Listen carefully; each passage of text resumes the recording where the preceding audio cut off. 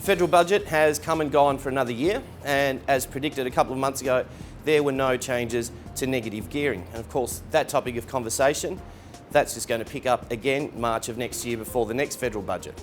But you may recall APRA, the banking regulators, they suggested in December of last year that they were a little bit worried about the number of investment loans going out the door by the banks. And it looks as though over the last week or so, they've gone back to the banks and had a stern chat with the banks. Some changes are being made at the moment with investment loans. The Commonwealth Bank, for example, they have now abolished a $1,000 rebate for all loans, not just investment.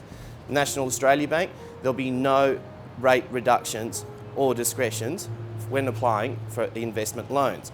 Bank West, who is owned by CBA, they are now only approving investment loans up to 80%, meaning you need a 20% deposit for investment loans.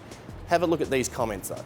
Banks have now had long enough to revise their ambitions where needed, and we'll be watching carefully to see a moderation in growth in investor lending in the second half of the year as revised plans are implemented.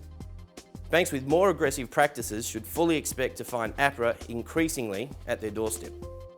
So notwithstanding APRA's recommendations, not all banks have actually changed their policies.